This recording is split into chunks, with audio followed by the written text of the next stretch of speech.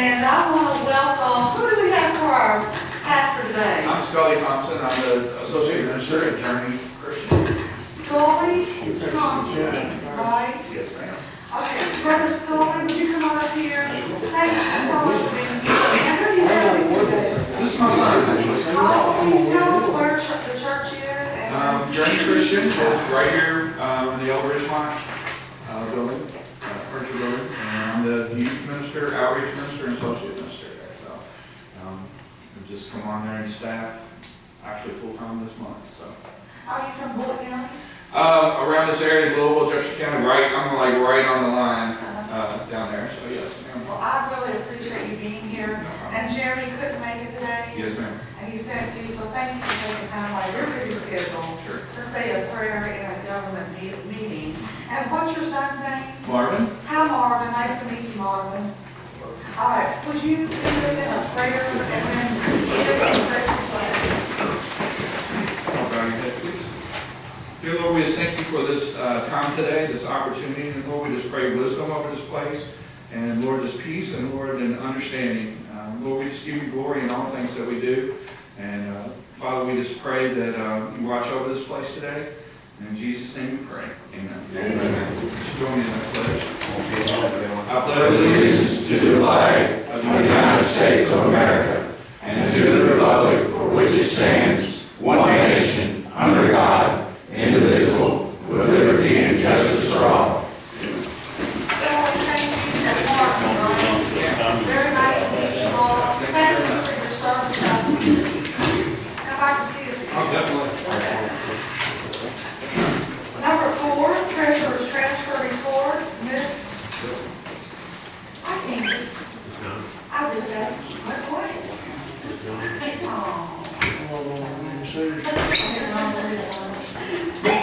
Okay, on the transfer report, number 429, 513, and 517.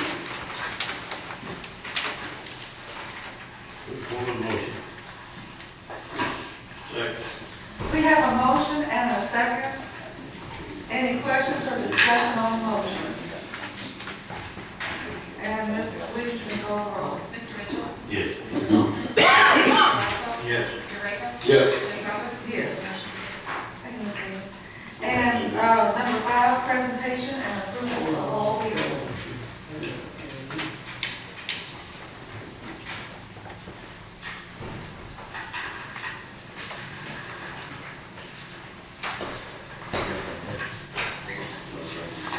I'll make a motion to approve the bill. Second. We have a motion and a second. Any questions or discussion on the motion? Ms. Williams, you can call the roll. Mr. Lawson? Yes. Mr. Roswell? Yes. Mr. Raker? Yes. Yes. Mr. Mitchell? Yes. Donna, do you want to Well, she had nothing else. She didn't think it's okay. If we have any questions, we can ask. Treasurer's report, questions or action is requested. Make a motion to accept the treasurer's report. Second. We have a motion and a second. Any questions or discussion? Ms. Williams, you may call the roll. Mr. Roswell? Yes. Mr. Raker? Yes. Judge Roberts? Yes. Mr. Mitchell? Yes. Mr. Lawson? Yes. Motion carries. Thanks, Donna, for being here. Number 7, approval of the minutes from May the 3rd. So moved. Second. We have a motion and a second. Any questions or discussion on the motion? Hearing none, Ms. Williams, you may call the roll. Mr. Raker? Yes. Judge Roberts? Yes. Mr. Mitchell? Yes. Mr. Lawson? Yes. Mr. Roswell? Yes. Thank you. Is Linda Hall here? Is anybody here with the Motorcycle Association? Okay, we'll hang on to that. Let's go on down to Michael Heiser. Well, Michael's got another job. We have Wesley Meredith.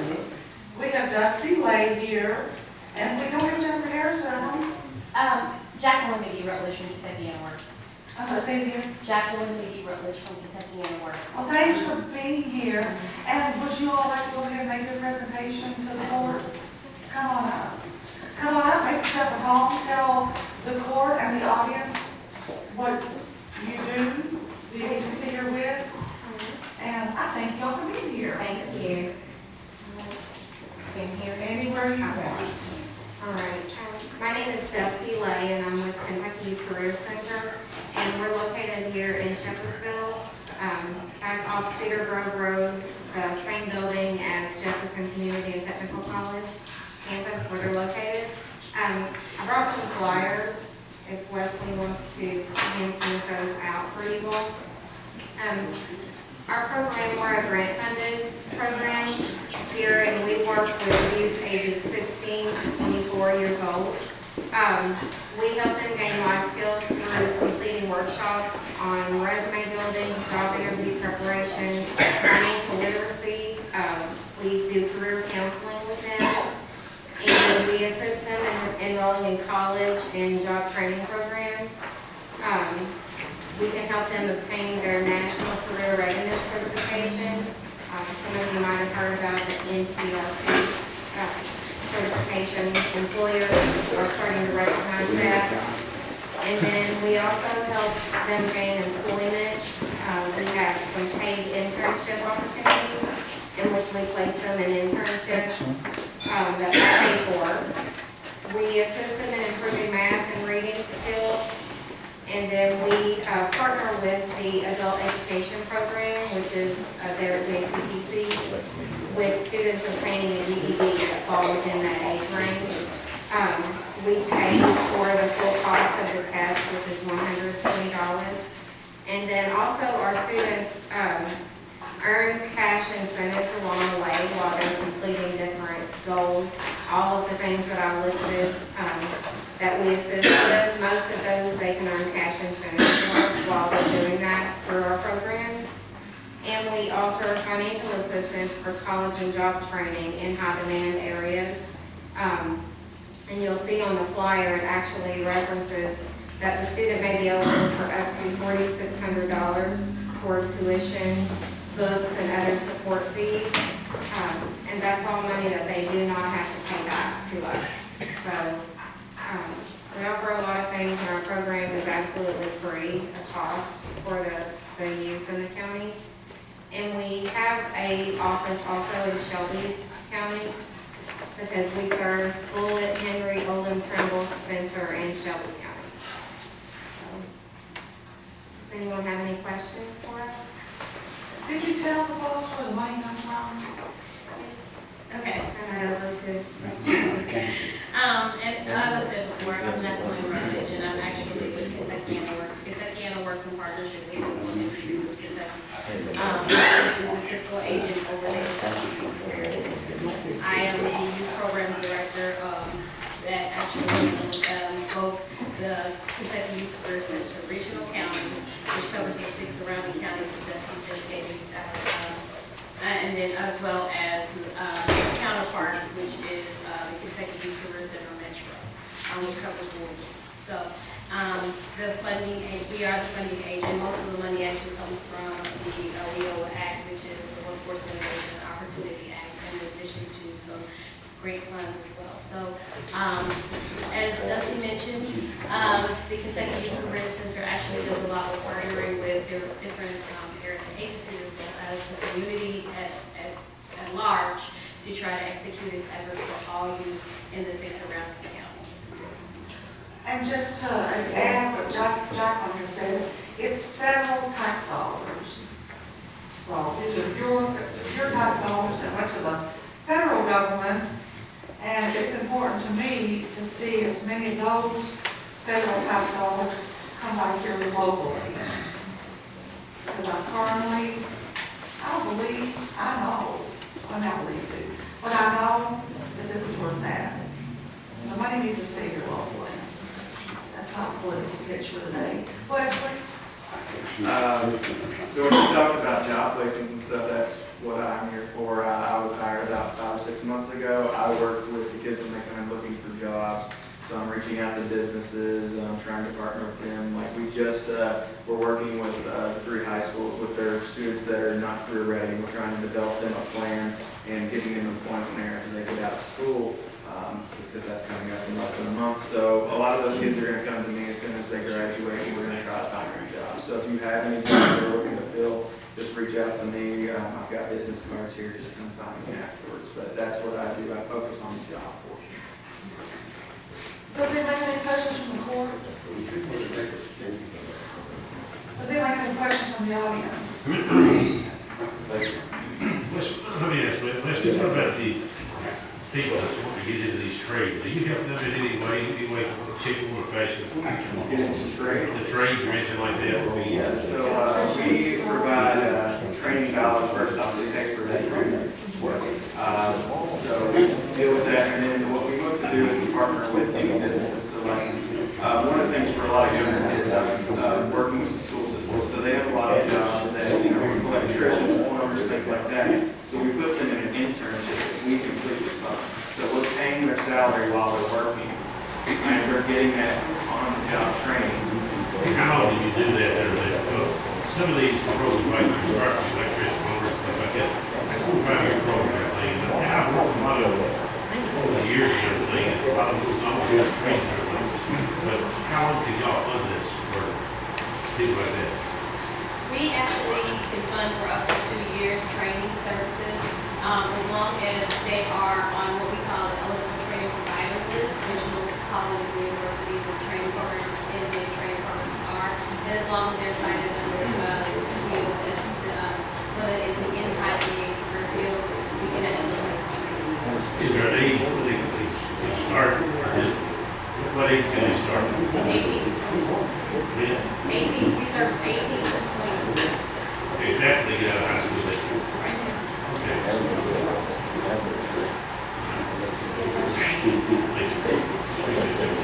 And we also have our organization.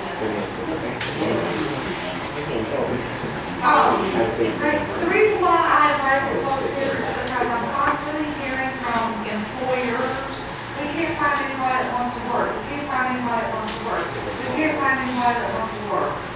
So if we can utilize these five folks here, because they're, again, this is a federal government program, our tax dollars paying for this. If we can utilize these people to help these kids who may not know which direction they're going, then we need to utilize these people. And they're more than happy to help anyone. So, And then good program. add to that, if you've got someone out there that's wanting to get into it, they have a passion for it, but they don't have financial means to get into it, this is a win-win situation. I truly believe people that got a passion to get into these kind of people, get them in there, everything, and for these dollars, for the way to help. I appreciate it. That's what it is. Thank you all so much for coming in. We really appreciate it. So, you can stay on them and chill out.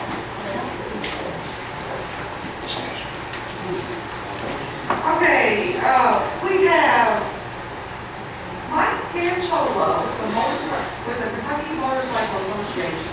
Come on, Mike, y'all want to come back and join me? This is for Motorcycle Awareness Month. We do this every year to honor motorcyclists. And Mike is from KMA. I'm letting him tell you what his title is. I'm the vice director of this district, Bullitt, and Jefferson counties. What we do is we're an organization to promote motorcycle safety and other motorcycle regulations throughout the state. That's primarily our goal. So today we're here as May Motorcycle Awareness Month. Obviously I didn't buy it today. It's kind of nasty outside. How many people have motorcycles? Anybody here have motorcycles? Drives? How many riders? Have you ever been on a ride? A motorcycle ride? It's fun, isn't it? Yes. It's fun. We have a lot of time. How many have cell phones? You got a cell phone? How many drive and use your cell phone? Come on, everybody does it. I know you do. That's one of our biggest concerns. That's one of our biggest concerns. We try to stay. Look twice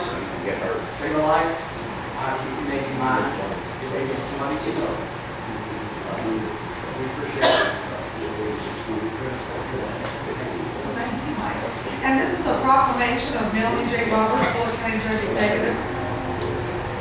Whereas the safe operation of a motorcycle requires the use of special skills developed through a combination of training, experience, the use of sound judgment, and thorough knowledge of traffic laws and licensing requirements. And Kentucky has 184,425 individuals who have valid operator and chauffeur licenses with a motorcycle endorsement. And whereas it is especially important that Kentucky citizens be aware of motorcycles on the streets and highways and recognize the importance of motorcycle safety. And whereas the Commonwealth is dedicated to promoting motorcycle safety as evidenced by organizations such as the Kentucky Motorcycle Association, the Kentucky Motorcyclist Rider Education Program, Share the Road, the Governor's Motorcycle Advisory Commission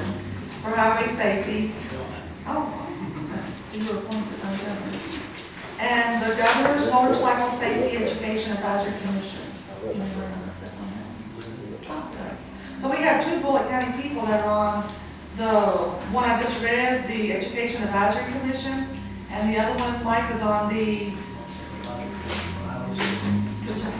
Whereas during this month, the month of May, all highway users, and well, just not in May, but throughout, what this is for, this proclamation. All highway users should be practicing safely, sharing roadways, especially during the seasonal return of motorcycles to the Commonwealth's streets and highways. Now therefore, I, Melanie J. Roberts, Judge Executive of Bullitt County, Commonwealth of Kentucky, do hereby proclaim May the 2016 Motorcycle Awareness Month in Bullitt County, Kentucky, and I urge all citizens to exercise greater safety and care in their driving habits. So let's give Mike a big round of applause.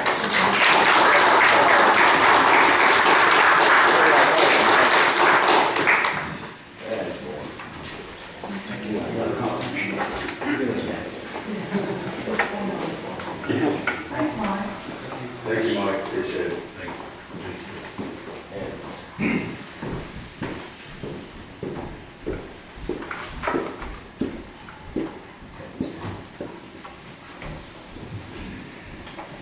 Departmental reports, Hike Rouse.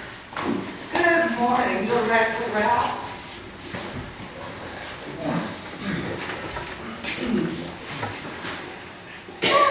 How are you all this morning? Good, sir, how are you doing today? Good, thank you. I don't have a lot this morning. This time of year, we're doing the blacktop mode, and we usually stay on that until we get money obligated to get done before we do that. So we're working on this rain's really putting a curtain on us, so we really push the time getting it done. So we're working on it. We're gonna have some calls on right-of-ways and stuff. We haven't started going yet, so we've got to get this blacktop done, and we'll get on it to the court. Basically all I got. Our percentages were about 78% used our budget. And one more thing, y'all been hearing, I'll talk about reform. Just so y'all know, I'm gonna stick around a little bit longer. I know for another year probably. Can't promise after that. 1 to 2 more years. Just so y'all won't be wondering. Good, thank you. Y'all have any questions or anything? I just know I get a lot of calls on blacktop and we're doing a great job. I mean, it's amazing when you change their road black, how excited people get. You know, but 100% of people use the roads. And, so we appreciate what you're doing. Well, thank you. Our guys take pride in what they're doing too. They try to do as good a job as they possibly can. So. Are you getting ready to leave? I need something for you to take care of. Do what now? Are No, you- I'm gonna stick around for a while. Okay. I'll stick around. All right. Anybody have anything else? So, sir, thank you so much. All right, thank you all.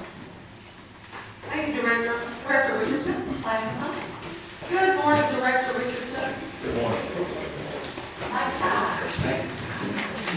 The brought in last year during the month of April was $8,389.42. Same period of time this year, it's $15,954.58. We saw an increase this year at $10,565.16. Did a total of 90 permits, which consisted of 50 residential, single-family dwellings and mobile homes, 39 residential additions, decks, pools, garage, porches, etc., and then one commercial building.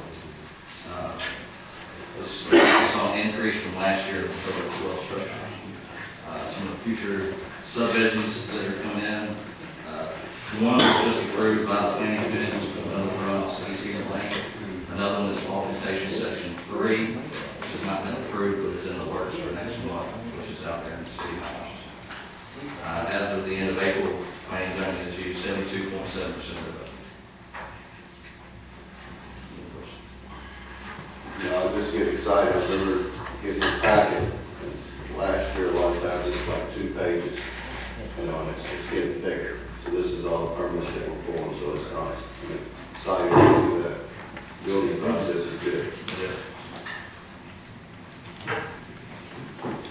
Thank you, sir. Thank you, Director. And Director Martin. Good morning, Director. Morning.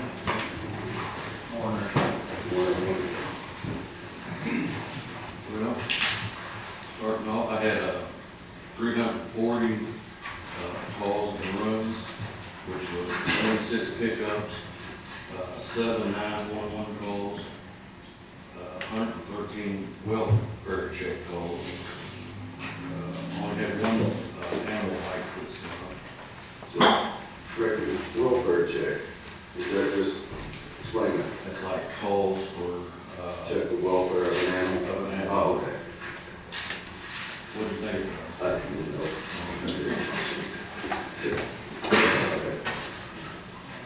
Information calls, had 203, and that's like lost and found, complaints, adoption information, etc.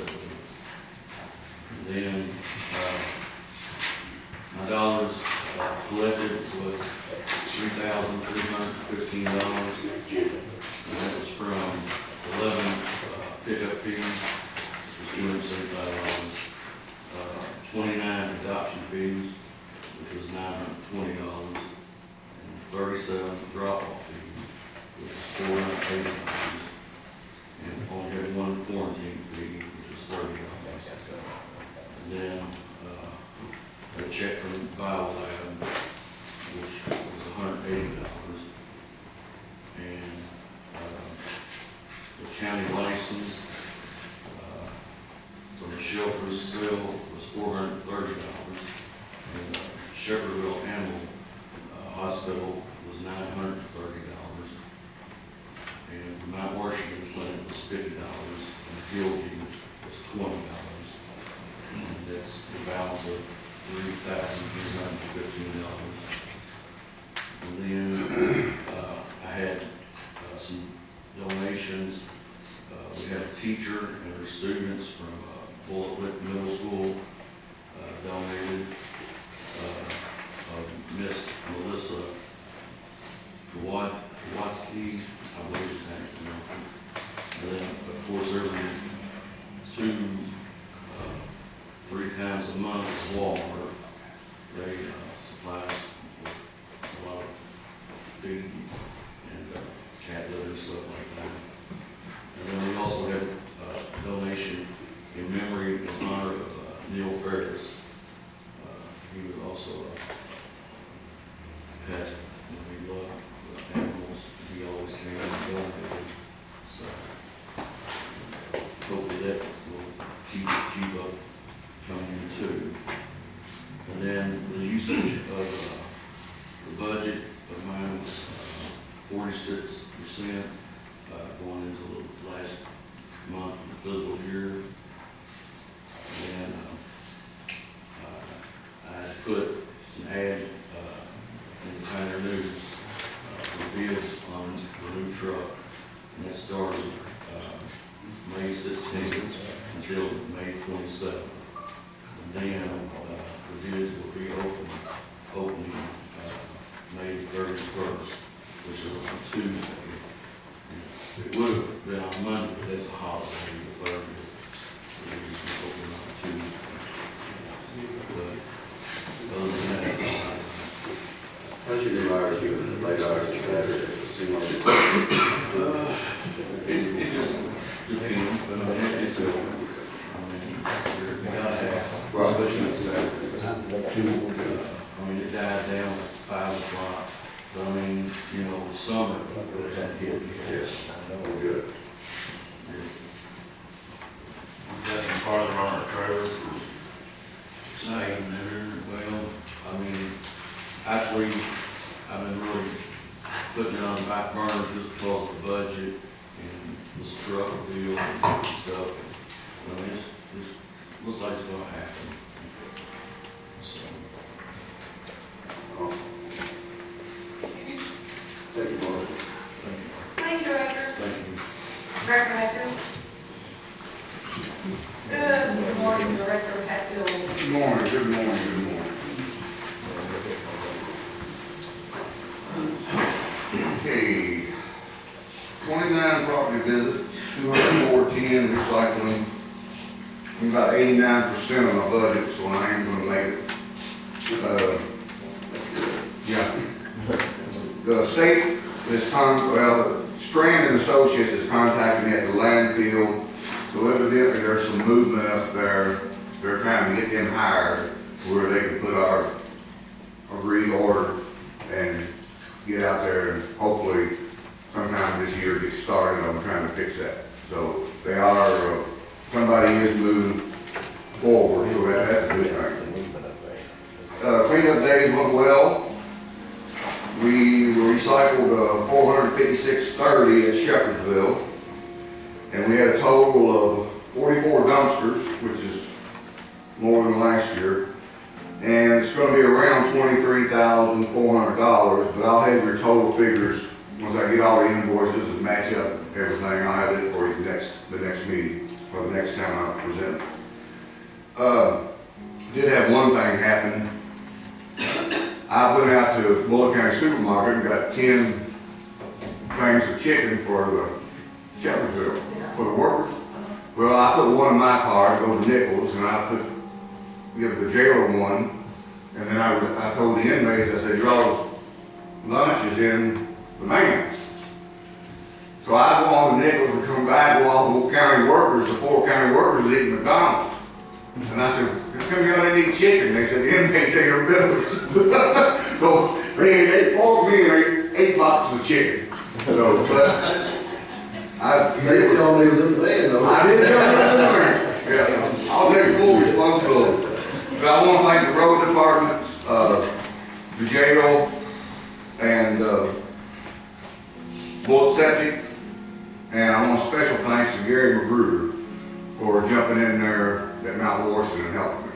And thank goodness that we won't be doing that no more. So, but he did. He really pulled me out of a tough spot. We've been there all night long. There's no question about it. So, y'all have any questions?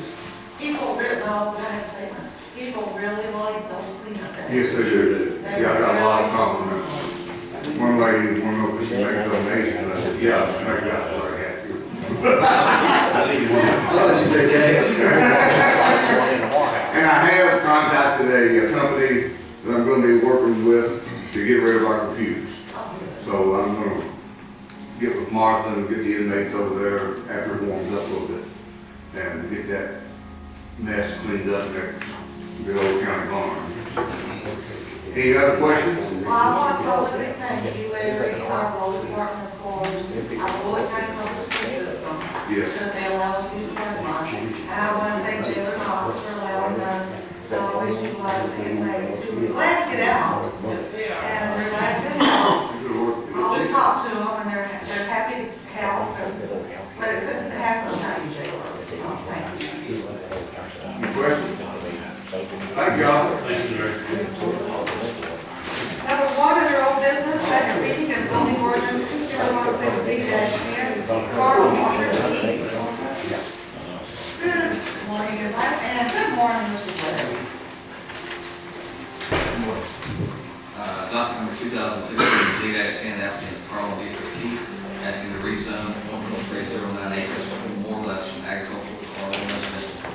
Planning Commission heard this case on April 14th and sent a favorable recommendation to this report because of requested no changes in agreement with the adopted comprehensive plan. The zoning ordinance number 16-13, series 2016. An ordinance changing zoning from agricultural to R1 residential. The property in question is 1.309 acres more or less, located at 3089 Belmont Road in an unincorporated area of the county. Whereas the Fiscal Court of Bullitt County through the evidence of the public hearing of the Planning Commission and the recommendations of the Commission, and whereas the Fiscal Court concurs in and adopts the reasons of the Planning Commission for said zoning change, and approves and accepts the recommendations of the Planning Commission in this matter as set out said minutes.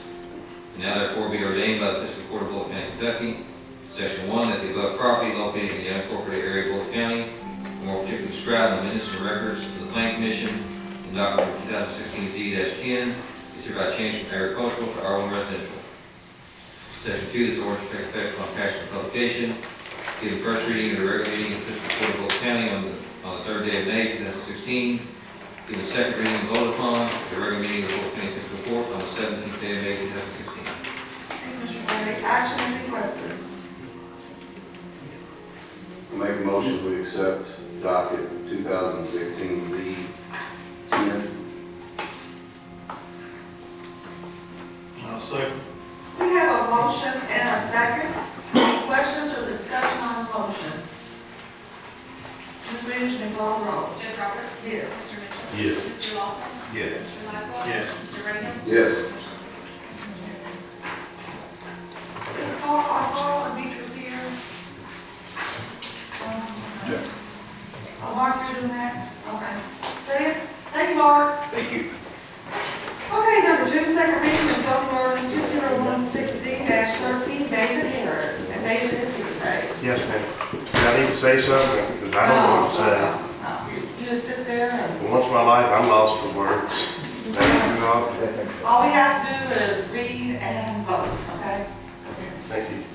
Applicant is David Harrod, asking to rezone 17 acres more or less from idle light industrial to IG general industrial.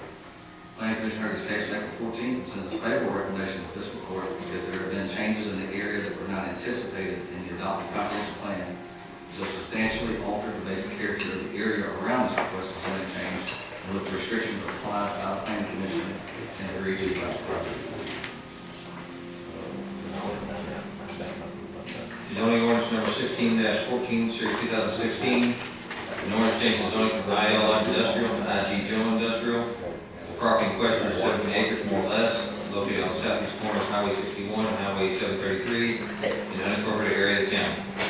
Whereas the Fiscal Court of Bullitt County, through the evidence of the public hearing of the Planning Commission and the recommendation of the Commission, and whereas the Fiscal Court concurs in and adopts the reasons of the Planning Commission for said zoning change, and approves and accepts the recommendations of the Planning Commission in this matter, set out said minutes. And now therefore be ordained by the Fiscal Court of Bullitt County, Kentucky, Section 1, that the above property located in the unincorporated area of Bullitt County, and more particularly described in the minutes and records of the Planning Commission in document number 2016 Z-13, is hereby changed from IL light industrial to IG general industrial. Section 2, this ordinance will take effect on passage of publication. Give first reading of the regular meeting of the Fiscal Court of Bullitt County, Kentucky on the 3rd day of May 2016.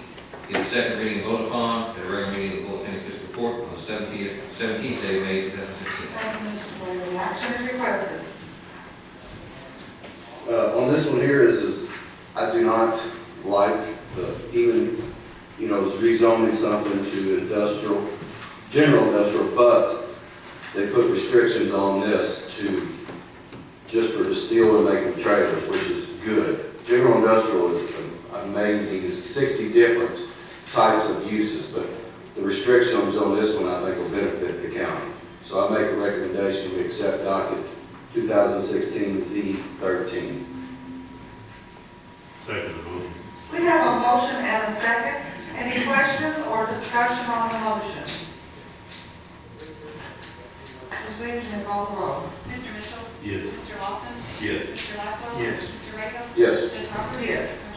Dave, thanks for being here. It's passed, okay? Thank you, man. Appreciate it. You're welcome. Everybody on the commission, I appreciate all of it. You're welcome. And number 3, second reading of zoning ordinance 2016. -14, Nancy and Nancy Jenkins. Danny and Nancy Jenkins is asking to rezone 1.428 acres more or less from agricultural and R1 residential to R1 residential. Planning Commission heard this case and sends a favorable recommendation to fiscal court because the requested zoning changes in the grant adopted.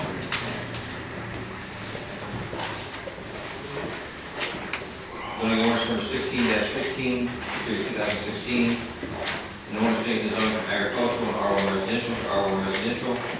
Property in question is 1.428 acres, more or less, located at 0.13 of a mile to the right off Gasoline Ranch Road, Highway 44, in the unincorporated area of the county. Whereas the fiscal court of Bullitt County considered the evidence of the public hearing of the Planning Commission and the recommendations of the commission. Whereas the fiscal court concurs in and adopts the reasons of the Planning Commission for said zoning change and approves and accepts the recommendations of the Planning Commission in this matter as set out in said minutes. Now therefore be ordained by the fiscal court of Bullitt County, Kentucky, Section 1, that the above property located in the unincorporated area of the county, and more particularly described in the minutes and records of the Planning Commission in docket number 2016-Z-14, is hereby changed from agricultural and R1 residential to R1 residential. Section 2, this ordinance will take effect upon passage and publication. Give a first reading of the regular meeting of the fiscal court of Bullitt County, Kentucky on the 3rd day of May 2016. Give a second reading and vote upon the regular meeting of the Bullitt County Fiscal Court on the 17th day of May 2016. Thank you, Mr. Clary. And Danny and Nancy Jenkins are here, and we will take a vote, okay? Move that we follow the recommendation of the planning commission, everything on 2016 Z-14. That's one of the, Second. 14. We do have a motion, we have a second. Any questions or discussion on this motion? And Ms. Williams, you may call the roll. Mr. Lawson? Yes. Mr. Laszlo? Yes. Mr. Brandon? Yes. Judge Roberts? Yes. Mr. Mitchell? Yes. Motion carries. Thank you, Ms. Williams. Thank you, Mr. and Mrs. Jenkins, for being here, okay? If it's all passed, you're good to go. I mean, you can stay here as long as you want. Thank you, all. New business number 1. Here we go. We got 15 new business items. Action requested on forms payment and to cut checks on information from post office. So moved. Second. We have a motion and a second. Any questions or discussion on the motion?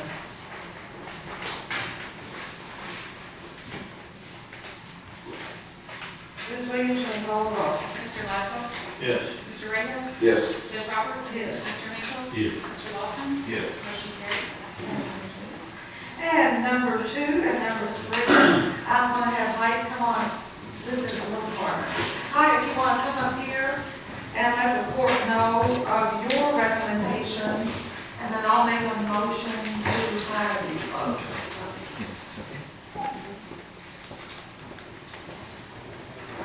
Couple of hard, couple of people. I think everyone's got a copy of their applications.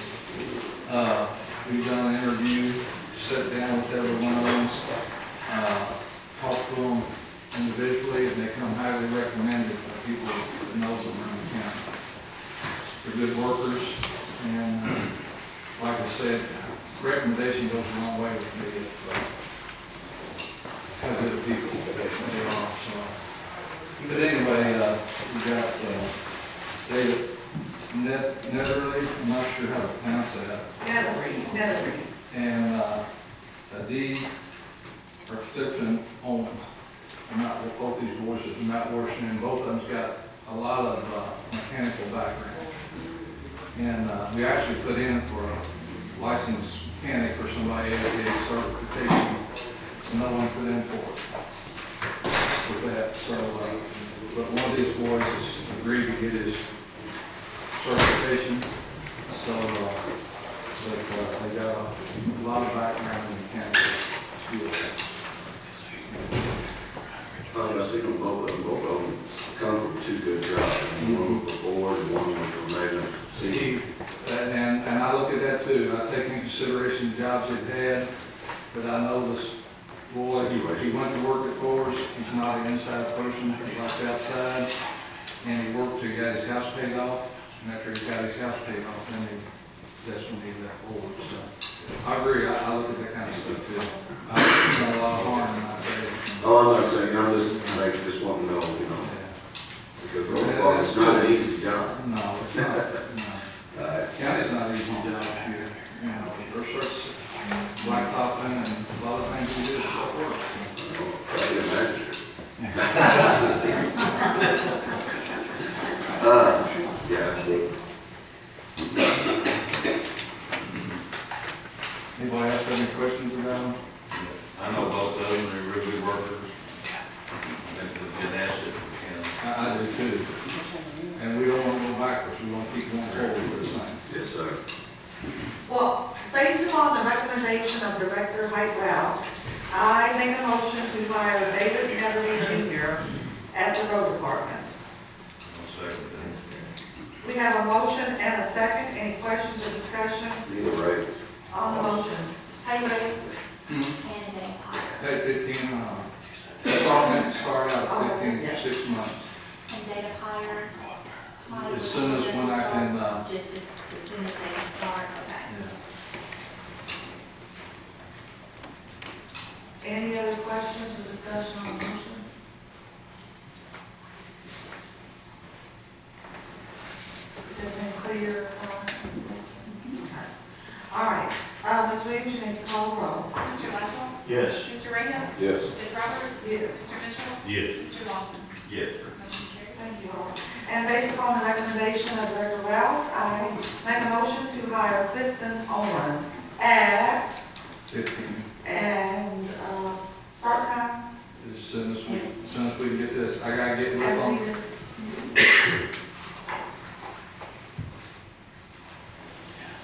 I mean, not as, I don't want to get confused, not as needed, but as soon as possible, right? Do I hear a second?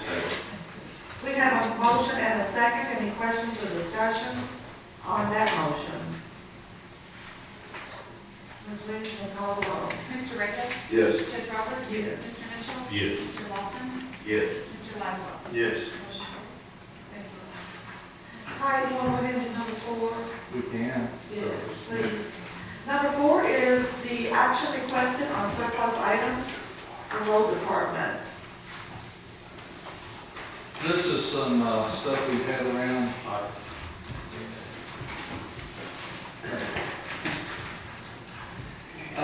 This is, we're trying to clean the place up over there on the days it's raining and whatnot, and make it a little more presentable. And this is stuff that's been laying around for years. We've got 12 old salt boxes that's, they're not compatible with what we got. And 11 spreaders goes on behind them. There's, we're probably gonna keep a couple of motors off of them, because that's really working on what we got. We've got 1,100 gallon water tank. There used to be a fuel tank, water tank, what anybody wanted for. 2 old bush hog decks. They're not, they're no good to us, they're not compatible, and get wore out pretty much. Well, we've also got one bush hog that we bought new tractors a couple of years ago, that I want to surplus it on gov deals, because it's going to bring a few dollars. Is that one of those side mounts, side? Right. You can't put it over on the others? No, there's not. See, ours, they're John Deere's, and this is for, you'd have to cut everything off and redo everything, and what we've got's new. And I'm hoping to get $3,000 or so out of the tank, because everything's there, tank and the pump and all, so. But it just went around on the tractors, and that's what we've done. Okay, action is requested. But, well, Thank you. Second. We have a motion and a second. Any questions or discussion? Ms. Williams, may call the roll. Judge Roberts? Yes. Mr. Mitchell? Yes. Mr. Lawson? Yes. Mr. Laszlo? Yes. Mr. Rahab? Yes. Motion carries.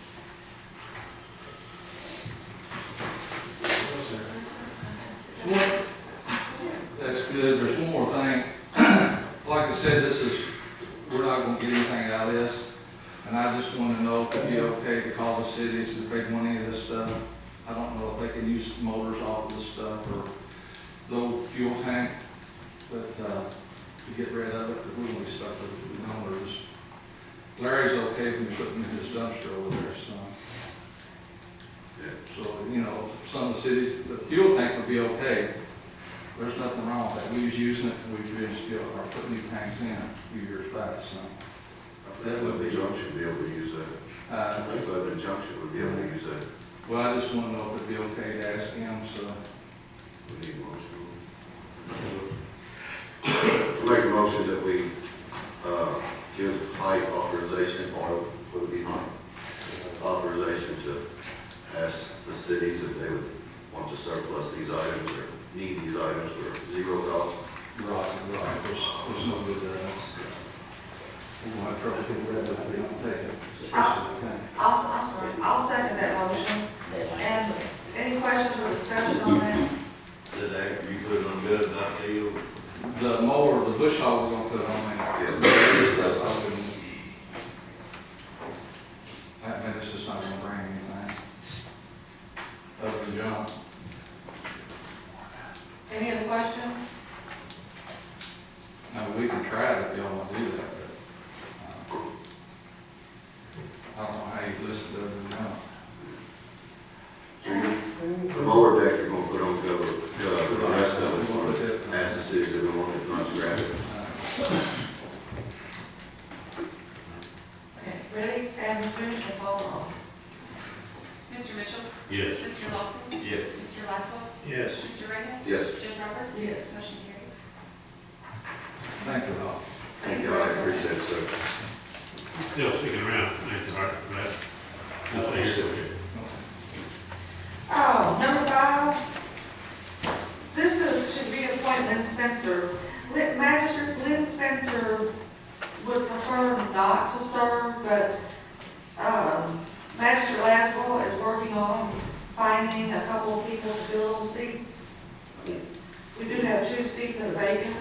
So Lynn said she's willing to serve as long as we need her, but when we find someone to replace her, she's ready to go. So that said, I'll make a motion to reappoint Lynn Spencer to the Bullitt County Sanitation District, term to expire July 30th, 2020. But hopefully, we can use her sooner than that. Do I hear a motion? I'll make that motion. Thank you, Joe. We have a motion and a second. Any questions or discussion on the motion? What is the qualifications for someone to serve on that? I'll turn it over to John. You just have to be in the district. And you have to be either a Republican or a Democrat, depends on the makeup. You have to have at least one Republican on that commission, and you have to have one Democrat. Right now, you're supposed to have 3, you've only had 2 for about the last 3 years, and you have vacancies filled. Ours, plus you still have another vacancy that's never been filled for the last 2 or 3 years. So is the sewer district everything, everything with the cities or not? I didn't understand. So is the Bullitt County sewer, where's that district at? The actual sanitation district pretty much encompasses everybody in Bullitt County with the exception of stated municipalities that are not in it. I think Hillview is actually within their district, the rest of the cities are not. Even out where I'm at? is that- Even where you're at is technically the sanitation district. Even though they have no ability to serve it now, probably in the future, until something would occur, that remains their district. Thank you, sir. Okay, any other questions on this motion? Ms. Williams, may call the roll. Mr. Lawson? Yes. Mr. Laswell? Yes. Mr. Rehman? Yes. Judge Roberts? Yes. Mr. Mitchell? Yes. Motion carried. Number 6, I'll make a motion to reappoint Larry Watkins to the Bullitt County Joint Planning Commission, term to expire June 30th, 2020. I'll second. We have a motion and a second. Any questions or discussion on the motion? Ms. Williams, may call the roll. Mr. Laswell? Yes. Mr. Rehman? Yes. Judge Roberts? Yes. Mr. Mitchell? Yes. Mr. Lawson? Yes. Motion carried. Thank you all. And number 7, I will make a motion to reappoint Morris Lawmaker to the Bullitt County Board of Adjustments, term to expire June 30th, 2020.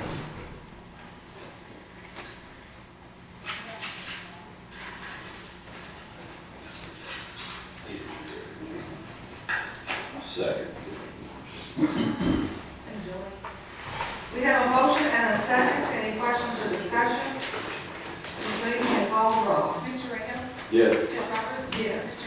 Mitchell? Yes. Mr. Lawson? Yes. Mr. Ryan? Yes. Thank you, Magistrate. Number 8, action is requested to hire Jimmy Stowers part-time at the Resource Center. Full motion. Second. We have a motion and a second. Any questions or discussion on the motion? Donna and Lisa, is that clear? Do you need any other information? Well, would you write that? Yes. Is someone retired or we got? Where are we? Where's Harry? No one's retired, it's just the two people that they have Yeah, are we now said $10 last living, time. their wife is very ill and it's not, and so Jimmy's kind of back up to Good. these people. Okay. And I'm pretty sure it was $10. Yeah, that's, last court, that's what he said, $10 an hour. Okay. And it's just as needed. That's it. Okay. Any other questions? Ms. Lee, may call the roll. Judge Roberts? Yes. Mr. Mitchell? Yes. Mr. Lawson? Yes. Mr. Michael? Yes. Mr. Rico? Yes. And number 9, action is requested on FEMA lease. Mr. Martin. This lease is at the 712 Knob Creek Road. And the leasee is Ron Rush and Justin Samuel Creek. And, well, I take it back, it's the other piece of property, that's where they live, but then the piece of property is 868 Knob Creek Road. It's FEMA property. And it's just a lot that the county acquired through the FEMA lease. So I'll put that for a motion that we get into a lease agreement for $1 for the year. Pretty much it. Do I hear a second? Second. We have a motion and a second. Any questions or discussion on the motion? Ms. Williams, may call the roll. Mr. Mitchell? Yes. Mr. Lawson? Yes. Mr. Laszlo? Yes. Mr. Rico? Yes. Judge Roberts? Yes. Motion carries. And let's see here, the next several items are the rest of them. Director Phillips, come on up and lead us through each one. Let's do number 10 first, okay? Item number 10, I'm requesting to move to the next fiscal court meeting. There was a spec that I took out that I had in bid that actually needs to be in there. It will cost us more because of the new design and the vehicles to get rewired.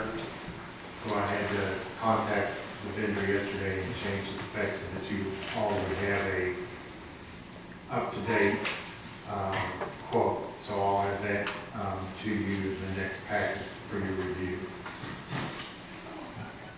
Item number 11 is the Homeland Security grant that was approved by fiscal court to submit for. Advertised for bids. We received one quote in accordance with our bids, and my recommendation that we purchase 18 AEDs and trainers from Fiscal Control in the amount of $48,261. This is a reimbursable grant, so we will receive the funding back from the grant, and then the trade-in on the 18 AEDs that we receive back from the fire departments. So between the trade-in and the grant, it'll be completely reimbursable. The only other How much you said it was like? 18. Each fire department will get 3 AEDs and 1 trainer so that they'll be able to train their firefighters with the current equipment that they have. So we'll start swapping, once I receive these, we'll start swapping them out and turning them over to the fire departments, and then they'll return the older ones that they have, and then we'll trade those in. Is that the same amount they have now, 18, or they get more? Each, no, some have 2 and they'll get 3, but the fire district in your area magistrate, they currently have 3, and that's what we require. And then the only other thing I would ask in the motion is that the treasurer have the ability to write the check upon receipt of the invoice so that we can get this turned around before the end of the fiscal year and get reimbursed from Homeland Security and get the funds back in here within this budget.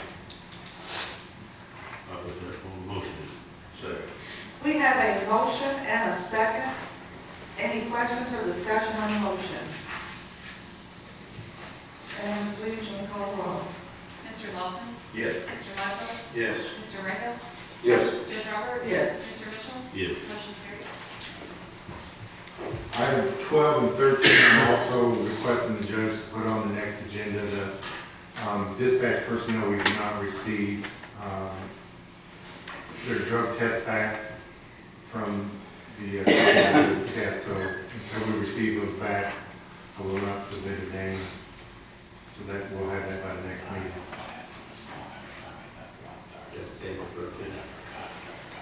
13, the name was not on the agenda, and because there was no name, I'm pulling it until I can accomplish what I've been directed to do.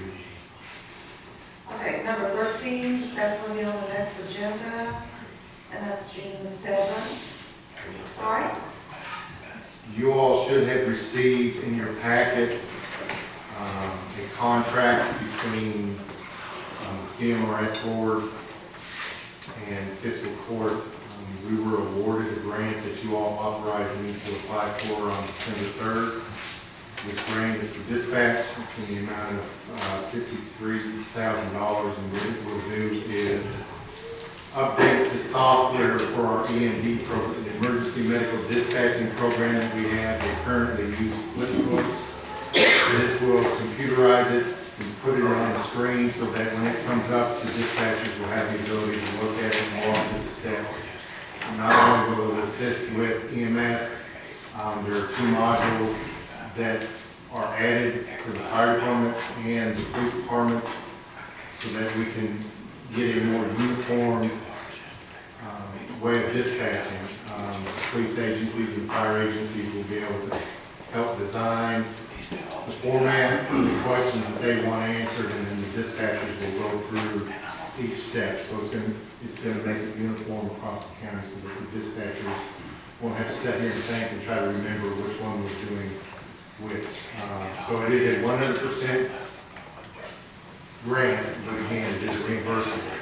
But we will not extend these funds until the next budget. All we're doing is executing the contract and working with the vendor in June, and then we've already went through the process of bidding it out, so we have all that done. So July, I'll be looking to purchase it. We will not come out of this year's budget. We'll be better good on next year's budget. So I'm just seeking approval to authorize the judge to sign the agreement so that we can submit it to the CMRS. So moved. Second. We have a motion and a second. Any questions or discussion on the motion? Ms. Williams, you may call the roll. Mr. Laszlo? Yes. Mr. Rico? Yes. Judge Roberts? Yes. Mr. Mitchell? Yes. Mr. Lawson? Yes. Motion carried.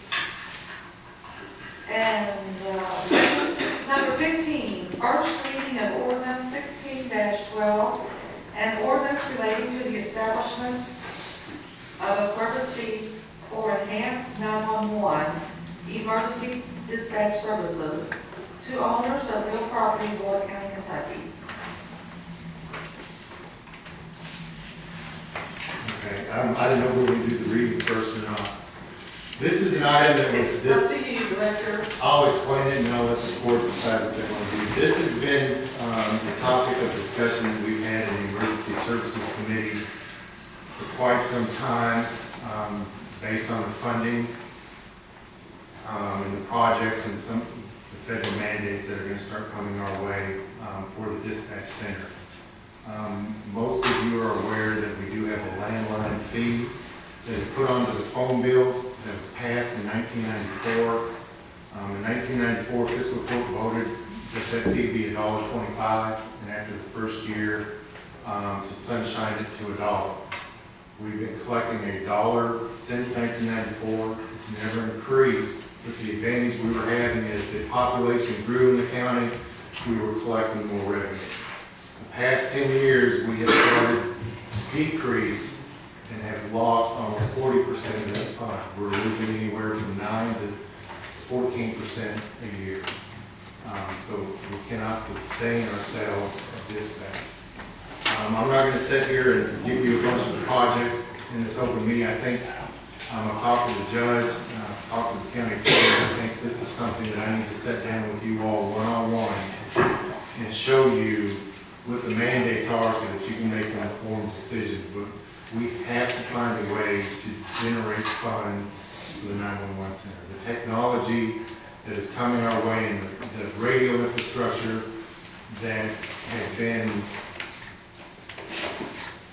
for a lack of a better term, we received a $500,000 grant, we improved the infrastructure, but because it was $1.5 million project that needed to be done, we started piecemealing where, let's put it on this tower site because it's a free tower site we don't have to pay for it. Let's do this because, and that radio infrastructure is not where it needs to be. And as we expand and grow into areas that didn't matter if we had poor coverage, you just knew if you were going to this location, it's poor coverage, but you didn't go there very often. We are now expanding to areas that we cannot get coverage. And we are looking in the next 3 to 4 years a cost of $3 to $5 million to expand the system when the federal government makes changes. So within the next 2 weeks, if you all approve this reading, I would like to sit down and meet with you all individually, kind of get your thoughts, the information that you really need, and go out and collect that, and hopefully get your questions answered. But the county attorney has done some work trying to figure out how we can base this number, and I think that's something that to sit here and explain it to you standing up is something that you all need to look at on paper and get an understanding of where we're at to consciously set a rate that is fair to the constituents. But we're going to continue to lose revenue if we do not do something. Yes, sir. Will the landline still be in effect, or will it be dropped? This ordinance will replace the landline. You'll be transferring it from the landline and taking it off the phone bills to place it on the tax bills. So that's the big problem with it, is people not using the landline, or not even accepting the landline in our house anymore. And that was a funding we had for 911. Correct. And the standard right now of the landlines, the biggest majority of the people that are paying into the landlines currently are the senior citizens, because they are the ones that just cannot get rid of that copper line, and the businesses. But the problem with the businesses is they start expanding.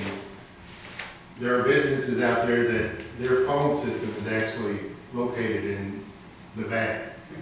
And everything goes to Nevada and it comes back here, and we do not collect fees because it's an IP-based or an internet-based system. So we're going to continue to lose these fees, and the only ones that are going to pay are the senior citizens and a few others that run businesses out of house. And this will equal it out and allow us to find a funding stream for the 911 center that should never decrease, and always, as we grow and the services or demand grows, we should have the revenue to try to keep up with it.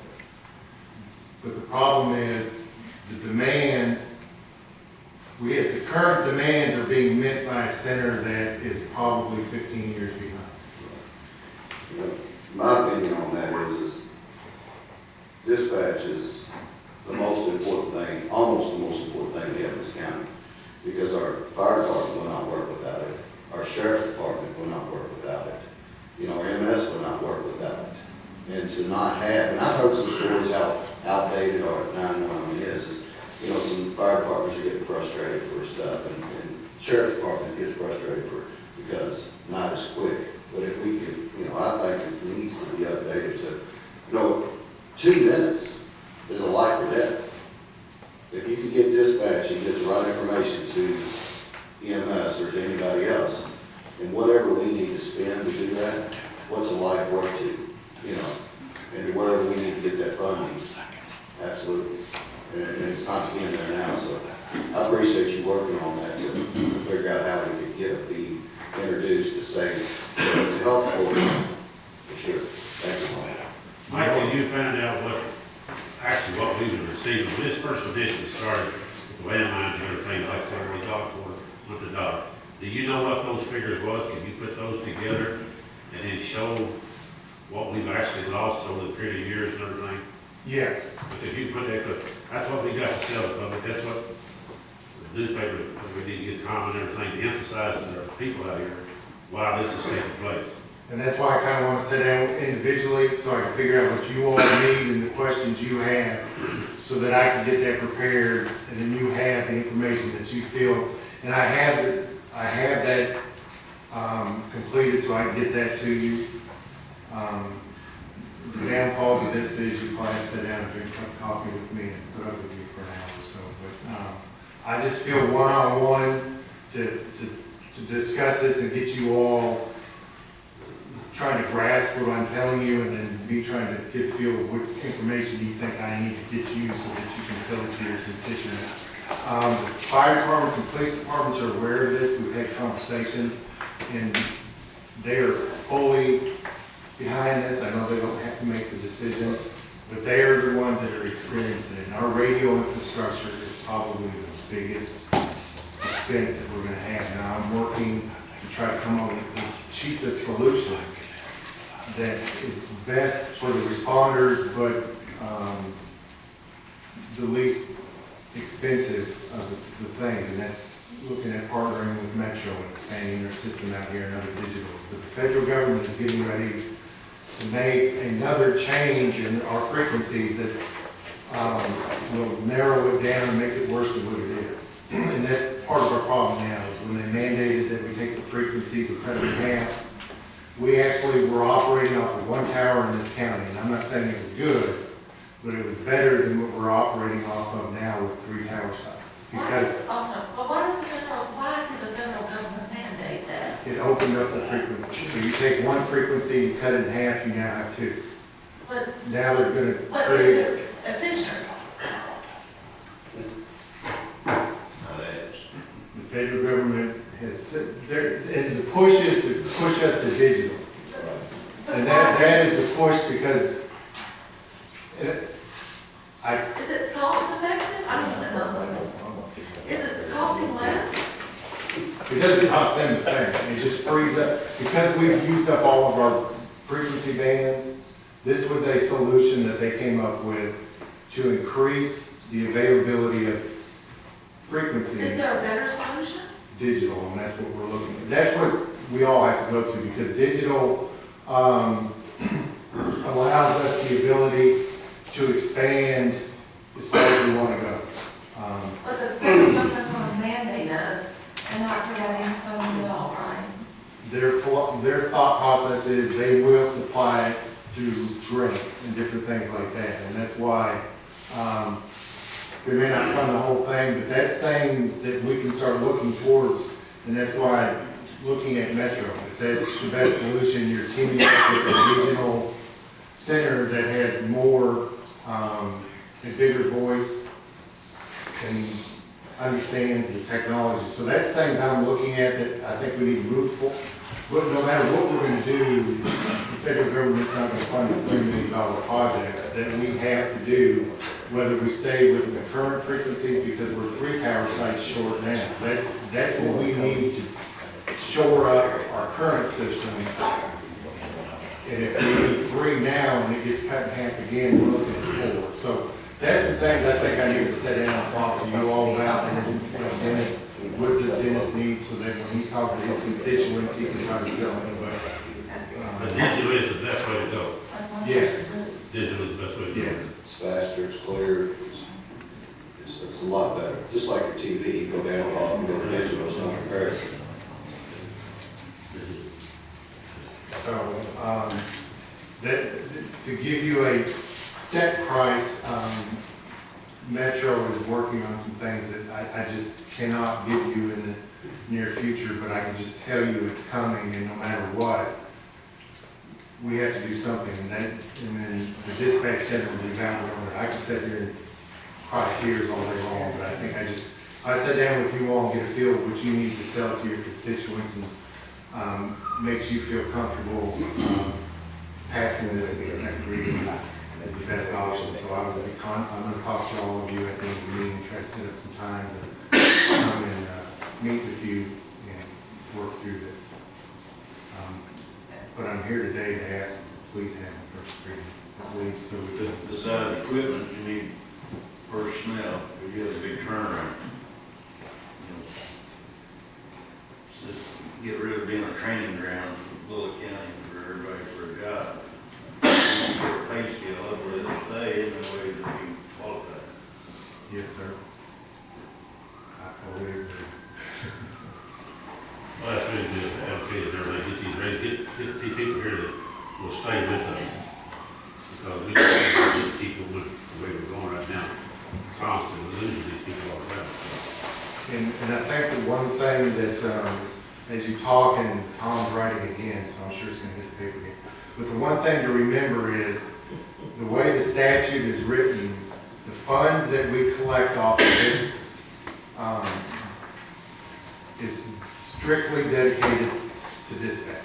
It cannot be spent anywhere else other than within the dispatch center, and the KRS specifically spells out the items that it can be spent for. So, and I'm sure that's going to be a question that comes up, but I just want to make sure I get that out today. I don't know if Rob's ready to. You ready to roll? Is he reading? So reading. Well, and the other thing too, is that nobody can take it away from us. You know, we had a problem with things. Oh, we put that in there too? Cities can't get it? And we lose them. And this cannot be lost. This comes straight from fiscal court. Correct. Operate this system. And it allows us to expand and grow. When the Shepherdsville Police Department doubles in size and increases their demand over there, we have the funds to maintain and stay up with the demands of the county.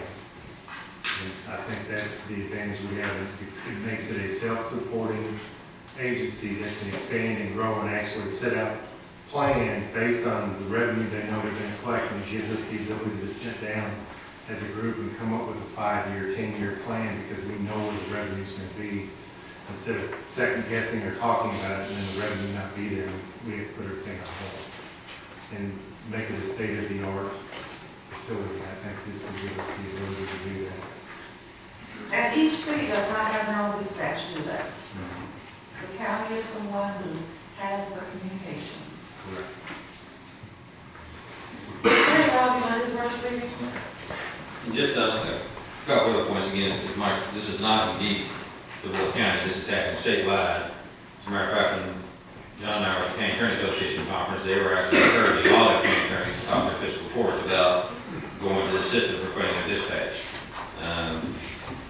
This ordinance came largely out of Campbell County, and it was actually challenged in a court case, and the Supreme Court upheld their ordinance as constitutional, so it's already been through the whole legal process, so we don't see any issues as far as the legality of the ordinance, so it's really a policy decision for you guys to make moving forward. This will be the first reading. Commonwealth of Kentucky, Bullitt County, ordinance number 16-12, an ordinance relating to the establishment of a service fee for enhanced 911 emergency dispatch services to owners of real property in Bullitt County, Kentucky. Whereas Bullitt County Fiscal Court is a function of state government and pursuant to KRS 67.083, enjoys the authority and necessary latitude and flexibility to provide and finance various governmental services within broad functional areas specified in the statute. And whereas the establishment, maintenance, and operation of the Bullitt County Central Dispatch Center is an essential public safety service used by residents of Bullitt County as well as workers and travelers while situated in the county. And whereas Bullitt County Fiscal Court has determined that the current 911 service fee of $1 per telephone line per month as imposed by the county is inadequate to continue to provide reliable, quality, emergency communication services due to the replacement of telephone lines by wireless telephones and other technologies. And whereas Bullitt County Fiscal Court has determined that KRS 65.760 provides for alternative methods of funding the operation of enhanced 911 emergency services. And whereas Bullitt County Fiscal Court has determined that a 911 service fee imposed on each individual residential unit and each individual commercial unit will result in a more fair distribution of the burden of funding the service and create a more stable funding source. And whereas the 911 service fee imposed on residential and commercial units is intended to replace the current 911 service fee on telephone lines, and the current 911 service fee is to be repealed concurrently with the imposition of the new 911 service fee. And whereas Bullitt County Fiscal Court has the authority to set penalties for the failure to abide by the terms of its ordinances. Now therefore be ordained by the fiscal court of the county of Bullitt, Commonwealth, Kentucky, that the 911 service fee be adopted and implemented as follows. For the purposes of Section A, for the purposes of this ordinance, the 911 service fee shall be defined as an annual fee of, and that amount is left blank, and is to be determined by the court after discussion with Mike as far as where to set that annual fee. Imposed upon each occupied individual residential unit and each occupied individual commercial unit located upon each parcel of real property located within Bullitt County, as determined from the records of the Bullitt County Property Valuation Administrator's Office. A residential unit shall be defined as a principal residential space occupied or designed for occupancy for residential purposes. A commercial unit shall be defined as a principal non-residential building space of any size occupied or designed for occupancy by an individual non-residential business or public or private enterprise. A unit occupied as of October 1st shall be deemed occupied. A unit not occupied as of October 1st shall be deemed not occupied and shall not be subject to the 911 service fee for that year. The 911 service fees collected shall be used for the delivery of enhanced 911 emergency telephone service as provided for by KRS 65.760. The 911 service fee shall be placed upon the Bullitt County ad valorem property tax bills prepared by the Bullitt County Sheriff pursuant to KRS 133.2202 for the year beginning January 1st, 2016 and continuing every year thereafter. For the year beginning January 1st, 2016 only, owners of all occupied rental units shall be eligible to claim a credit of, that amount left blank, depending on what you set the fee as, per unit against the annual fee. This credit, which is the equivalent of a 6-month share of the fee, is granted to allow owners of rental property additional time to fully recover the amount of the fee from tenants. In subsequent years, the full amount of the annual 911 service fee shall be paid for all occupied units. Section E, any claims of incorrect determination of occupied individual residential units or occupied individual commercial units shall be submitted to the Bullitt County Chief Finance Officer for consideration and resolution. Section F, all 911 service fees shall be collected by the Bullitt County Sheriff and transferred to the Bullitt County Fiscal Court along with tax collection payments. The County Sheriff and Bullitt County Property Valuation Administrator's Office shall each be entitled to a 1% fee of the gross amount collected to defray the actual cost of collection and disbursement of 911 service fees. Section G, the failure of any real property owner to pay the 911 service fee as set forth in this ordinance shall be punishable as a violation. The provisions of this ordinance are severable, and the invalidity of any provision of this ordinance shall not affect the validity of any other provision thereof, and such other provisions shall remain in full force and effect as long as they remain valid in the absence of those provisions determined to be invalid. This ordinance shall take effect and be in full force upon passing publication required by law. In first reading of the regular meeting of the Fiscal Court of Bullitt County, Kentucky on the 17th day of May, 2016, to begin the second reading and vote upon at a regular meeting of the Fiscal Court of Bullitt County, Kentucky. Now, I believe in the emergency services meeting, we talked about the second meeting in June, because that would be the 21st day of June, 2016. That will allow additional time from your normal time frame to get comments and set the fees.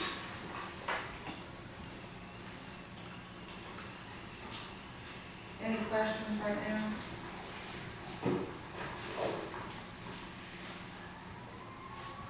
I guess if, Mike, if you're on you, we could have a couple of, me over here with a couple of people, I don't know, just a couple of us at a time or whatever, everything, and so we can go over and discuss this and everything, and different people would be here, something like this, 2 of us at a time, where we're gonna have, let's call them to come, or whatever, I don't care who's here. All things court is, you know, we've got questions to ask and stuff like that. Sometimes someone asks a question that leads to another to think about, but you might not think about. I mean, I don't care to come in here and spend a couple hours in here. I will do whatever the pleasure of the court members are. I'm fine with whatever you guys direct me to do. That's all I can do. I would have to get all the questions and answers. 2 at a time, save you some time.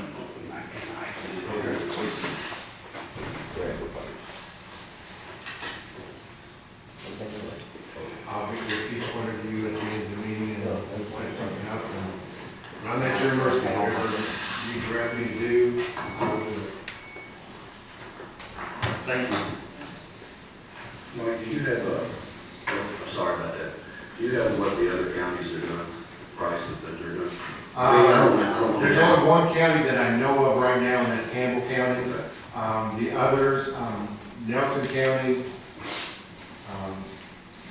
just east of Franklin. There's 3 of them that's considering it, and I'll contact them and try to figure out what their rate is, and then try to get comparisons on populations where we're at. The only one that I do know, Kenton County, theirs is not exactly like this, but they passed it. But I will get that information. Thank you. Get the questions that they had, that they brought up, things like that, everything, that kind of see what they talked about, everything in the meeting. Yes, sir. Or the comments they got from the public, and what have you, and everything, that helps a lot. I know I had Campbell County. They come up with a question and answer sheet, and then I would spend about 3.5 hours up at Campbell County talking to our dispatch director and their county administrator and their PDA. So I have that, but when I call these up, I'll talk to them and see what they're doing and what kind of feedback they're getting. Good enough. Thank you, Mike. Thank you. Mike and Rob, what was the reason for the legality, what was the legal problem in Campbell County? There's a group that filed suit claiming that it was an unconstitutional tax. Because obviously counties are limited on how to pass taxes with the 4% and have to do it every year based upon valuation. The Supreme Court, after reading the case, says this is a flat fee, and it's a service fee, and it's just for dispatch. It's not based upon the assessment of the value of property. Therefore, it's not a tax, it is a service fee under the statute, because 65760 specifically allows for fees for dispatch. So that was the statutory authority that they allowed, so therefore it was upheld as being a constitutional exercise of the fiscal court's authority. And again, this ordinance was modeled almost directly from Campbell County, also with a few changes as far as things and amounts and things of that nature. So that's already been upheld. That was the initial challenge, was whether it was considered a tax or a fee. The Supreme Court was very clear that this is by no means a tax, it is a service fee. So the service fee won't change, property value going up? Correct, it's a flat fee, so the only way it changes is this quarter or future court brought it back up and amended the ordinance. Thanks, Rob. Any other questions on this issue? Audience members, do you have any questions? You have any questions? Well, if you let this soak in and then call us if you have any questions, okay? All right, thank you, Chris. Is there a sign-in sheet? No. Oh, yes. Taylor, and did you want to have anything you want to bring up? Yeah. Are you Jim? Yes. I figured you, okay, I'm thinking, who is that? I bet it's Jim. Hold on just a second, Jim, let's get to Mark Knox and you can have the floor, okay? No problem. Thank you. Good morning. Good morning. I don't have anything but the money for the month of 4/1 to 4/30. It was $14,218.14.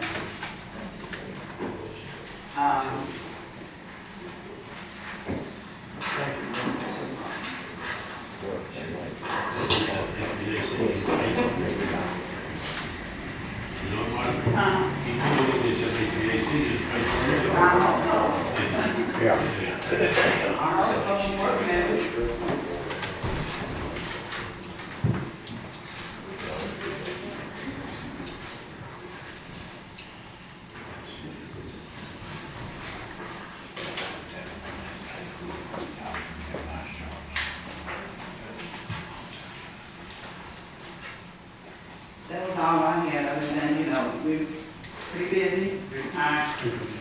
I guess you say business is good, but not really. But that's the way it is at this time, yes. So this gentleman been working with you on the specs for the heat and air conditioning? Mr. Rogers? I haven't heard from Mr. Marcus. I thought he was gonna speak with you on this and spoken with there, Mr. Casey, but Mr. Cates, I think, spoke with you about,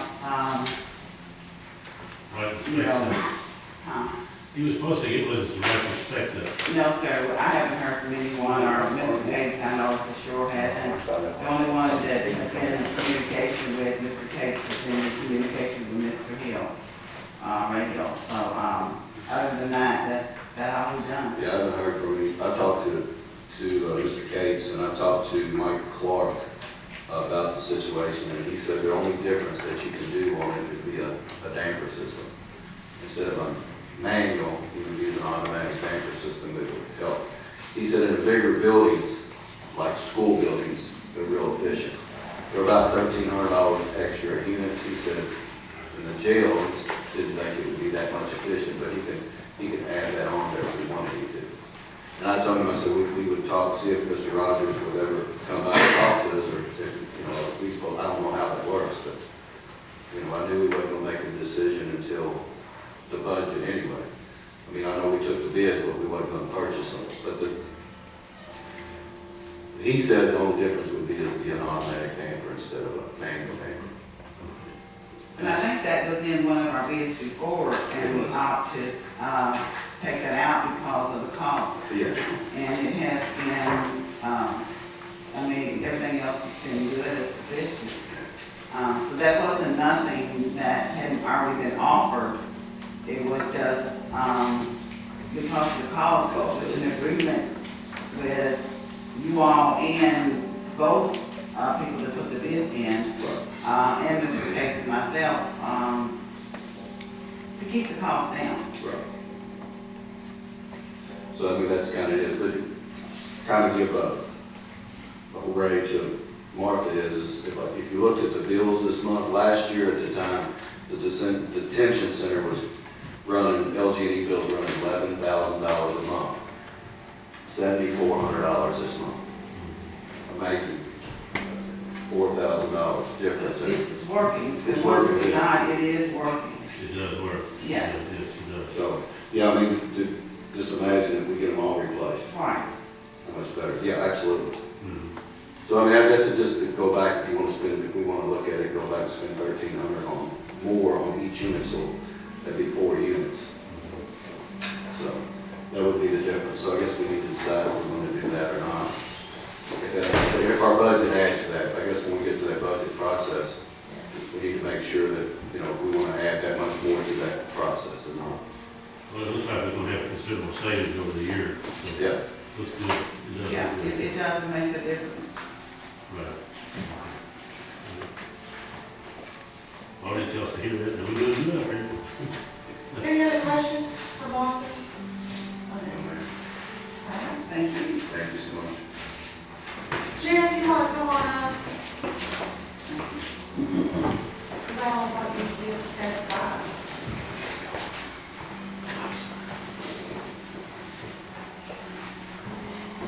And I can't remember your last name. I apologize for short. We had a house fire, and I don't have, and Russell Hotel for closing their kids and drinking. Come on and stay. I'd be wearing shorts if they let me.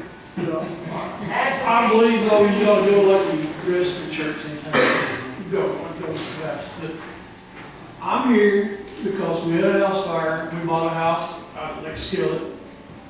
In December 24th, we got struck by lightning. We got hit twice. All right, that house has been there for 40 years.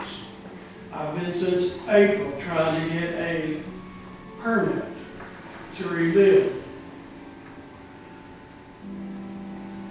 For 3 weeks, I was told to come back, get this. I've got everything in advance. Now I need a new survey. They just wanted the lot put on or the new house put where it's going. And I understand that, but survey, I get in to come out. I built over 352 houses, all over Tennessee, Kentucky, Florida. I built them everywhere. And done houses, schools.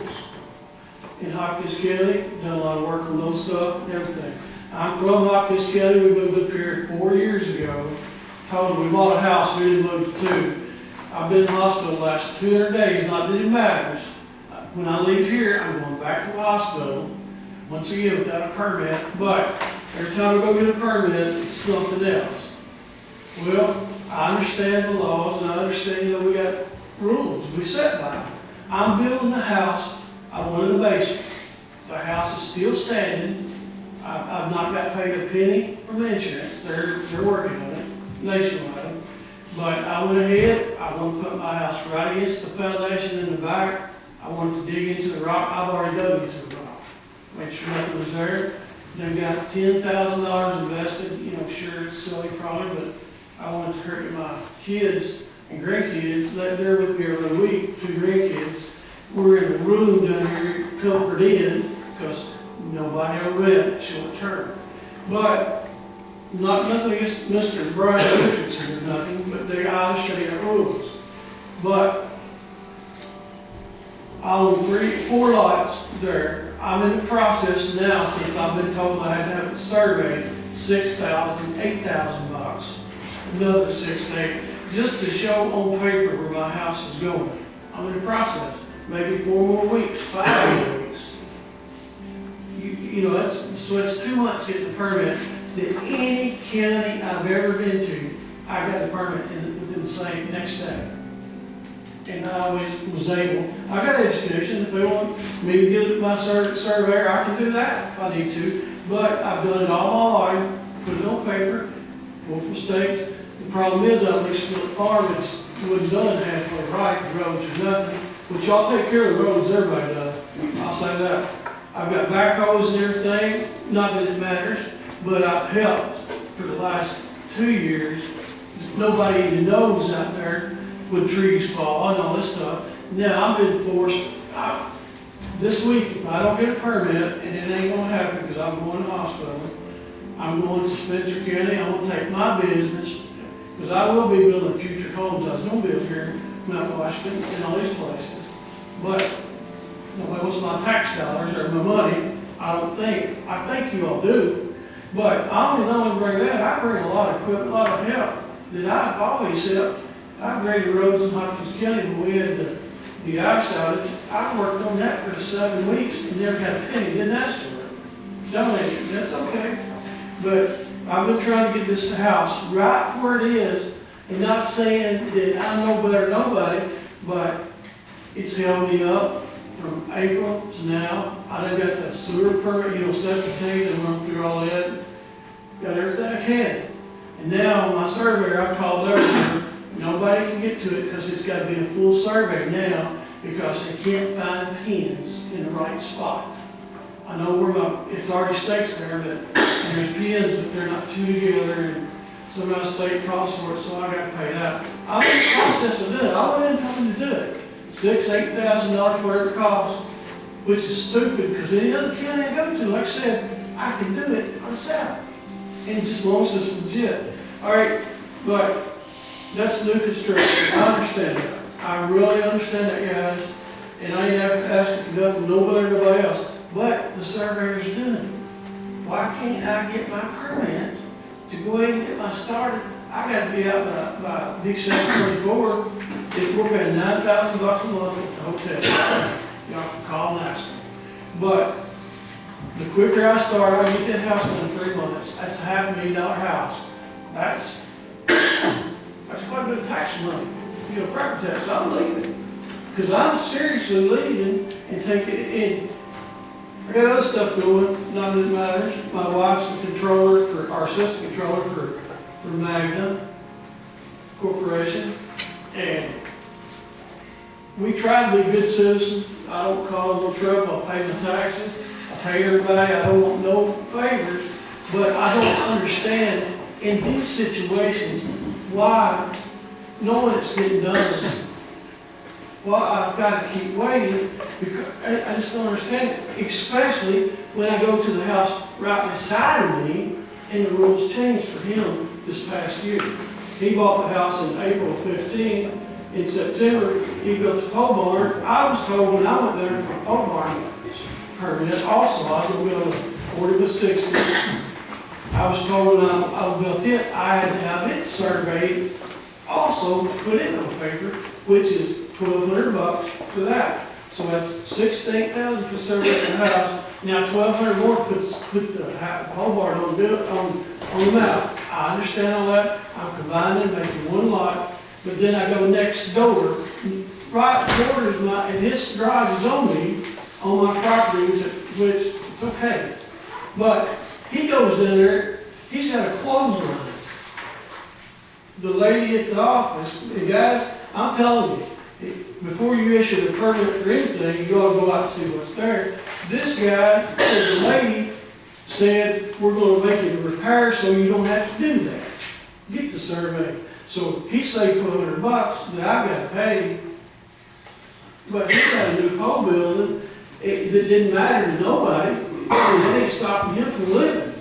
But we're living in a hotel, and I'm waiting for already 5 weeks on a permit. Now, I was told, I'm not even gonna be able to rebuild there until it gets rezoned, which is another 12 to probably 16 weeks. Mr. Richardson told me that yesterday, that it's gotta be rezoned. The house has been there 40 years. There's one across the road, there's everywhere around me. I got 5.7 acres, and everybody around me is building every day. And now it's gotta be rezoned because it's me. But I don't understand the guy next to me getting a permit for a building when we're out on the street. And I'm doing everything right. Jeff, so Jeff, what do you want? I want a permit. You want a Or permit? I want to leave. You Yeah. want a permit to build your house? That's all I want. Okay. I want to pay my dues. I pay my property tax. I pay everything. Let me ask Mr. Richardson why you can't get a permit. Go ahead. He's been helpful. He's been helpful, really. This lot is a non-conforming lot. The house that's sitting on there now, or, you know, I haven't been out there. That was burnt down, sits on 3 lots. Portion of 4 three- lots. 4 lots. So the house sits on all 4 lots? Right. Okay. They don't really know. They don't really know. Right. Because it's not been surveyed, right? No, no, it has been surveyed, but it should have been surveyed, but when they went to get pulled pins, y'all know, I don't know, Mr. Hensley, never knew it, but evidently they just put something, and said that was it. I've never heard that before in my life, but, anyway, go ahead, sorry. According to our regulations, any non-conforming lot, use, or structure is not recognized to further the existence of that. That is why somebody wants to consolidate the lots into one. That's altering a lot of questions, so therefore we have to rezone. I'm only doing it because y'all told me I had to. No, I said, No, well, y'all told me I had to. Y'all told me I couldn't build on any lot. You personally told me that I had to do it. I said, what we need is a septic permit and a construction plot Got plan signed by surveyor and engineer. You Showing the told me. house with the distance measurements from the property. What did the guy next to me have to have for his building? That was a total structural permit, did not come It through. got, any zoning at all. it got slipped into repair. It wasn't even nothing there. The guy next to me said he would go to court with me. He said he was, that the lady said, don't worry about it, sir. He went up there several times. And finally, he was told, he's better than me, that they would work with him to build a pole barn, and I'm trying to get my kids out of a hotel. I'm trying to do everything right, but that's another 4 or 5 weeks.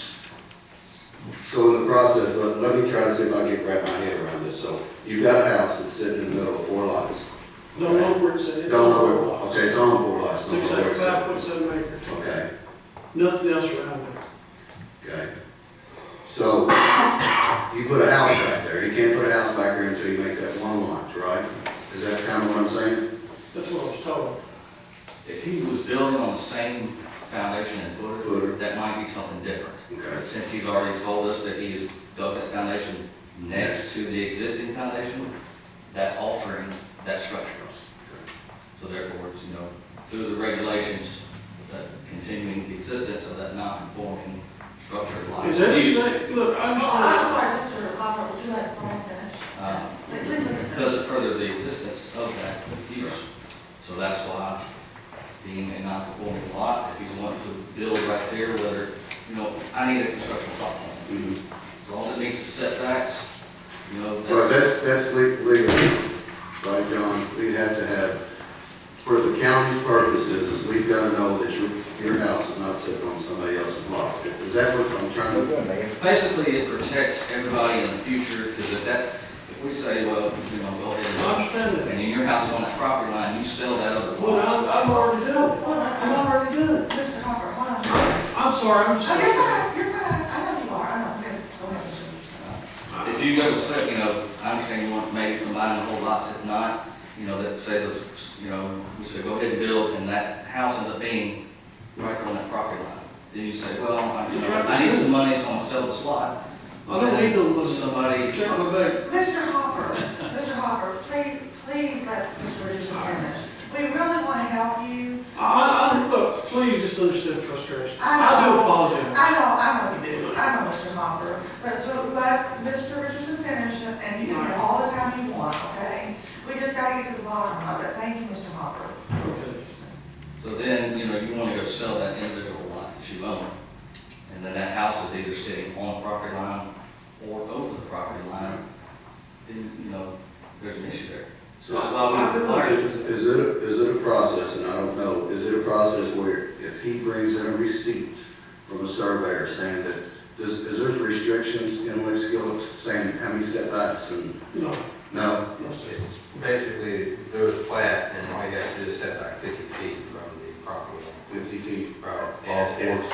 as far as this gentleman, I know nothing about this. If you come to my office or Brian contacted me, I would probably put some light on this, but I can consolidate his 4 lots without a survey, without a survey, so that it will cost him $6,000, it would cost him about $75 to do that. Was Mr. Hopper in your office? No. Oh.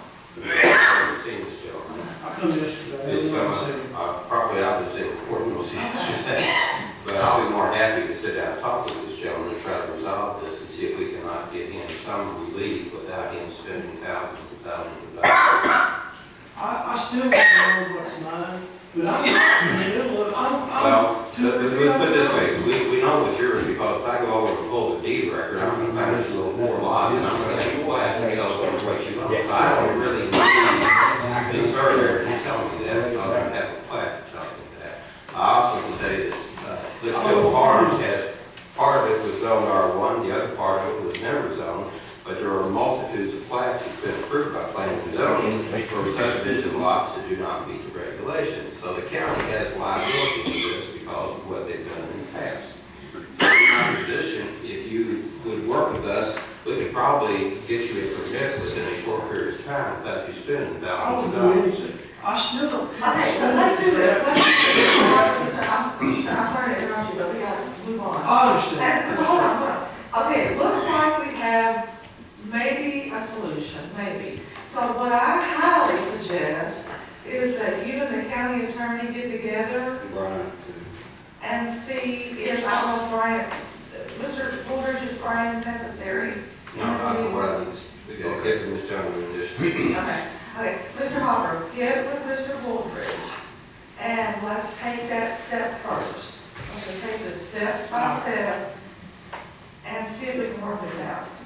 Thank you. That's all. I'll be honest, since we moved here, Bullitt County, the road department is the greatest I've ever, even the road department out there where we're at is always great, which I help when they approve what I've done to help. I've got macros and everything. And I keep donating my time, period. I don't care, but I don't want to move to Spencer County because that's where I go. I gotta do something. Mr. Howard, I guarantee you'll be straightened out. The only thing is, I've got to leave, when I leave here today, I have to go to the hospital for about 14 days. That's all right. Thank you. Thanks for everything. It's not nothing against him, please. he's doing his job, he's going by the law, Absolutely, absolutely. He's going to protect himself. he's protecting us. Yes, everybody. But all I want to do is get my. Absolutely, that's what we want to do too, for sure. Thank you. Thank you, Mr. Hopper. Thank Hey, you. y'all, always, anytime, anything out there, if y'all need equipment, come get it. Sounds good. It's free. Thank you, Mr. Hopper. Thank you, everyone. Thank you, Okay, Mr. right. Hopper. All right, John, you got to do the whole schedule. All right, thank you. Does anyone else have anything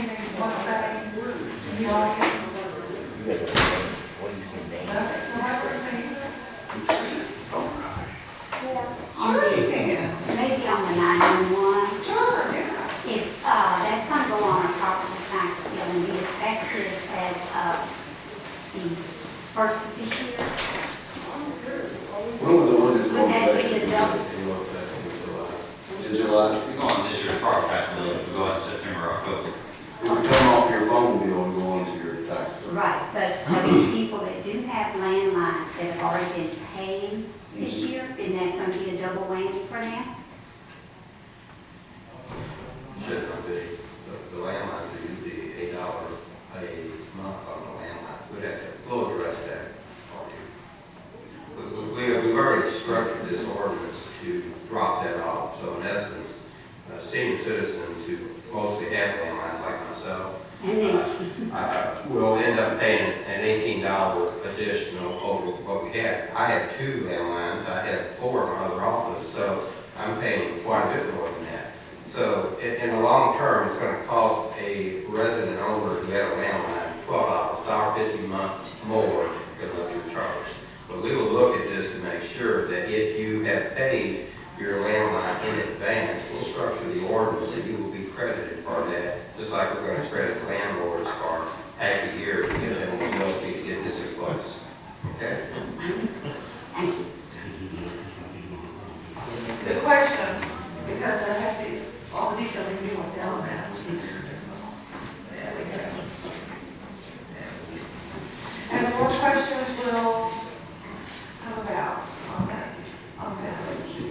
Any other questions from the audience?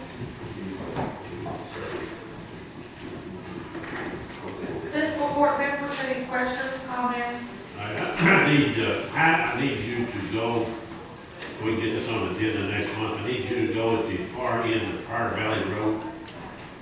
Give me a recommended speed limit for that. I'm getting calls on that they're doing some high rate of speed on the bridge on the back. And if you would come back to court next week, put it on the agenda for next month or next meeting, come back with your recommendations and everything so we can vote on it. Will That makes it legal. Can you do that? Will do. All right, that's all. That's all. How's our signage coming? Our signage? Our signs? I haven't got working yet. You need to get together and talk to the sign company. I'll get with